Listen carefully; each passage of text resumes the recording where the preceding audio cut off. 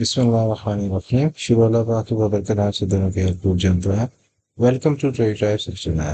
सबसे पहले चैनल को सब्सक्राइब कर लें, वीडियो को लाइक कर लें, नोटिफिकेशन ऑन कर लें ताकि आने वाली तमाम वीडियोस आपको सबसे पहले मिल सकें। अच्छा जी, वीडियो का आगाज़ करते हैं बीटीसी की प्राइस के साथ। एक शॉर्ट सी वीडियो मैं आपके लिए बनाऊंगा just to give you the update, और उसके बाद वीकेंड स्टार्ट है तो इंशाल्लाह मंडे को मैं अगली वीडियो अपडेट करूंगा। अगर कोई मेजर वॉलेटिलिटी ना आई मार्केट में तो होपफुली मंडे से मैं आपको अपडेट करूंगा। तब तक के लिए अभी हम इसको देख लेते हैं कि बीटीसी कहाँ पे लाई कर रहा है। अच्छा, विद इन 15 to 10 मिनट्स आपकी जो आज की कैंडल है, यानी कि 27 जून फ्राइडे का डे है, और इधर सैटरडे है पाकिस्तान में और एशिया में, लेकिन यूरोप में या अमेरिका में शायद फ्राइडे है। तो फ्राइडे की कैंडल क्लोज होने वाली है विद इन 10 मिनट्स। अच्छा, अब ये कैंडल्स जो हैं, अगर आप देखें तो आज एक इसने लोअर लो बनाया कल से आज तक, तो प्राइस नीचे की तरफ आ रही है लेकिन बहुत स्लोली आ रही है। ठीक है, ग्राइंड कर रही है लेकिन स्लोली ग्राइंड कर रही है, कोई मेजर वॉलीटिलिटी नहीं है। इसी रेंज के पीछे मूव कर रही है। इसकी लोअर रेंज वही है 106,500 की, और अपर रेंज जो है वो अभी तक इसने हायर हाई नहीं बनाया, 108 तक नहीं गई। तो आज का जो हाई था वो था 107,691। ठीक है, तो अगर हम इसको इस तरीके से देखें, ठीक है, हाइकेनेशी कैंडल के मुताबिक देखें तो स्टिल इट्स ग्रीन कैंडल, और इट्स स्टिल बुलिश। अभी तक इसने कोई रेड कैंडल नहीं बनाई, जैसे कि आप यहाँ पे देख सकते हैं। और अदरवाइज अगर हम इस तरह नॉर्मल कैंडल्स में देखें तो आपको थोड़ा सा ये नजर आएगा कि मार्केट थोड़ी सी नीचे की तरफ आ रही है।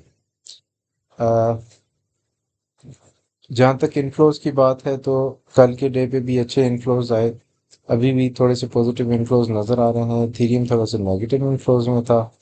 इथीरियम की बात कर लेते हैं तो इथीरियम राइट नाउ 2400 के रीजन में ही मूव कर रहा है। वही रेंज है जो कल की रेंज थी, कोई इसमें कोई ज़्यादा चेंज नहीं आया, और बहुत ही कम वॉलेटिलिटी देखने को मिली। सोलाना की बात करें तो सोलाना ने थोड़ा सा आज की डेट में थोड़ा सा जो प्रीवियस कैंडल थी उसको कोशिश की उसने कंप्लीट करने की, लेकिन अभी तक कंप्लीट नहीं की। 8 मिनट रह गए, still it's a good candle, because के उसने अप्रोक्सीमेटली हाफ से ऊपर तक कैंडल अगर यहाँ पे क्लोज करता है तो इट्स अ गुड साइन कि नेक्स्ट डे में हमारे पास सोलाना में थोड़ी सी वॉलेटिलिटी देखने को मिल सकती है। जो चीज़ देखने वाली है राइट नाउ वो ये है कि ऑल्ट कॉइन्स थोड़े से मूव कर रहे हैं।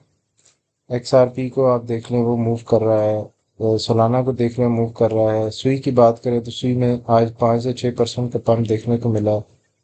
तो जो जिस तरह ब्लीड कर रहे थे अब वो थोड़े से स्टेबल होने की कोशिश कर रहे हैं। कार्डानो की बात करें तो कार्डानो एज यूजुअल अपनी बहुत थोड़ी सी प्राइस मूवमेंट दिखा रहा है, इतनी कोई अच्छी प्राइस मूवमेंट नहीं है। लिंक की बात करें तो लिंक जो है एक $12 से $13 पे चला गया। ठीक है, तो वॉलेटिलिटी इंडेक्स को भी हम देख लेते हैं कि वॉलेटिलिटी इंडेक्स अप्रोक्सीमेटली इसी रेंज में मूव कर रहा है। कोई इतना ज़्यादा इसमें देखने को नहीं मिला, प्राइस एक्शन नहीं है। अच्छा, बीटीसी डोमिनेंस थोड़ी सी गिर रही है। अच्छा, बीटीसी डोमिनेंस गिर रही है इसी वजह से आपके जो ऑल्ट्स हैं जैसे कि आप देख सकते हैं 4 से 5% का इनमें पंप आया हुआ है। ठीक है, अगर हम बाकी मार्केट की बात करें उसको भी हम देख लेते हैं तो ऑलमोस्ट जितने भी ऑल कॉइन्स हैं वो पंप कर रहे हैं 3%, 4%। टॉप 10 जो है वो तकरीबन 2-3% की मूवमेंट दी है। सो जो सुई है उसकी अच्छी मूवमेंट है। सुई की मूवमेंट इसलिए अच्छी है क्योंकि सुई पे ऊपर बहुत सारी लिक्विडिटी बन चुकी थी। 2 वीक के टाइम फ्रेम पे भी आप देखें तो ऊपर लिक्विडिटी है। 1 वीक पे भी देखें तो 2.8 के लेवल के ऊपर लिक्विडिटी है, और 3 डेज के टाइम फ्रेम पे देखें तो फिर भी इसी पॉइंट के ऊपर बहुत सारी लिक्विडिटी मौजूद है। तो प्राइसेस आपकी लिक्विडिटी को ग्रैब करने के लिए जाती हैं। सुई में मैंने आपको पहले भी बताया था कि यहाँ से बाउंस देखने को मिल सकता है जब इस पॉइंट के ऊपर आएगी, और यहाँ से भी मैंने आपको बताया था कि बाउंस देखने को मिल सकता है इस पॉइंट के ऊपर। तो यहाँ से एक अच्छा पंप था सुई का, और वो 24% का पंप था। अगर रिट्रेस की बात करें तो वहाँ से जो रिट्रेस इसने किया तो ऑलमोस्ट 11 से 12% का रिट्रेस था। तो ऑब्वियसली जब वो रिट्रेस कर रहा था तो इस पॉइंट के ऊपर बहुत सारी लिक्विडिटी बन गई थी। अब प्राइसेस इन लिक्विडिटी को ग्रैब करने के लिए जा सकती हैं। 2.8 का लेवल है, 2.8481 से लेके 2.8284 तक लिक्विडिटी है। इन दिस सिनेरियो हम ये देख सकते हैं कि अगर सुई थोड़ा सा रिट्रेस करता है और इसका जो प्रीवियस डे का जो लो है उसको ब्रेक नहीं करता, इस लो को ब्रेक नहीं करता, तो इन दैट सिनेरियो हम 2.8 2.9 की रीजन को देख सकते हैं। ठीक है, सुई में दोबारा से हम एक मूवमेंट देख सकते हैं। और अगर इसी पॉइंट से हम इसको देखें तो 2.81 तक 3 से 4% की मूव है जो कि आप ग्रैब कर सकते हैं। लेवरेज के साथ आप इसको अच्छी ट्रेड इसके साथ प्ले कर सकते हैं। ठीक है, सुई के साथ XRP की बात करें तो XRP हमारे इसी लेवल से 2.08 के लेवल से दोबारा से रिट्रेस किया है, बाउंस बैक किया है। ठीक है, नीचे आ रही थी प्राइस, इस लेवल को टच किया और इमीडिएटली यहाँ से मूव करके ऊपर की तरफ चली गई। हम इसको 4 घंटे के टाइम फ्रेम पे भी देख लेते हैं। तो 4 घंटे के टाइम फ्रेम पे जब आप देखेंगे तो आपको नजर आएगा कि प्राइसेस इसी लेवल पे बहुत देर कंसोलिडेट करती रही, मूव करती रही और नॉट एकदम से इसने एक ब्रेकआउट दिया है। ये लास्ट 4 आवर में इसका ब्रेकआउट आया है और इस ब्रेकआउट की वजह से जो ऊपर की लेवल्स की लिक्विडिटी है उसको वो ग्रैब कर लेगी। और अगर इसका यहाँ पे ऊपर क्लोज होती है आज की कैंडल, तो इन दैट सिनेरियो हम अपर रेंज जो है 2.1 को इजीली टच करेंगे। और इस सिनेरियो में हमारे पास यहाँ से इधर तक 2 से 3% का पंप है। लेकिन अगर हम ऊपर वाली लिक्विडिटी को ग्रैब करने चले गए जो कि 2.25 तक की रेंज में लिक्विडिटी है, तो इन दैट सिनेरियो हमारे पास ये सपोर्ट बन जाएगी और यहाँ से जो लॉन्ग होगी वो आपको आगे भी फायदा देगी। In the case of 1 week अगर हम इसका भी हम लिक्विडिटी लेवल चेक कर लेते हैं तो यहाँ तक 2.23 तक आपके पास लिक्विडिटी पैच मौजूद हैं जो कि 2.23, दिस इज द लेवल। ठीक है, 2.23। ठीक है, यानी कि जो प्रीवियस हाइज थी एग्जैक्टली उसी पॉइंट के ऊपर 2.25 तक। तो ये एक अच्छा पंप आपको इसमें XRP में देखने को मिल सकता है। 4 से 5% की ये मूव है और ये अच्छी मूव है, इसको आप ग्रैब कर सकते हैं। अच्छा, क्रिप्टो मार्केट वॉलेटाइल ज़रूर है, लेकिन अगर आप प्रॉपर मैनेजमेंट के साथ और प्रॉपर स्टॉप लॉसेस के साथ प्ले करें तो आपका ज़्यादा नुकसान नहीं होता। ऑब्वियसली ये ट्रेडिंग गेम है प्रॉफिट लॉस की, 100% प्रॉफिट में कोई भी नहीं होता। हमेशा कुछ ट्रेड पॉजिटिव जाती हैं, कुछ नेगेटिव जाती हैं, लेकिन आपको मैनेजमेंट करनी होती है कि कितना लॉस आप बर्दाश्त कर सकते हैं और किस पॉइंट के ऊपर आपके पास अच्छी ट्रेड्स आपको पास मिल सकती हैं।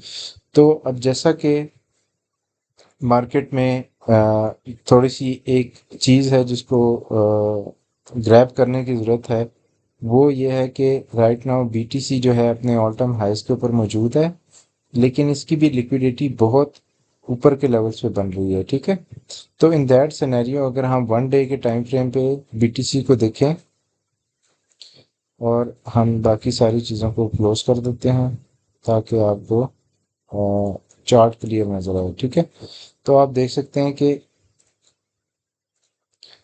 हाई, फिर लो और अगेन लो। ठीक है, तो एक ये चैनल बन रहा है। ठीक है, और अगर मैं इस चैनल को ऐसे बनाऊं तो ये चैनल है। ये जो पॉइंट है 108 का, this is a very important point in this scenario. और अगर आप इसको इस तरह देखें कि ये पैटर्न कौन सा बन रहा है, तो ये बेसिकली यहाँ से इसको ऐसे भी देखा है। ठीक है, तो ये डाउनवर्ड स्लोप पैटर्न है। ठीक है, फॉलिंग वेज पैटर्न है।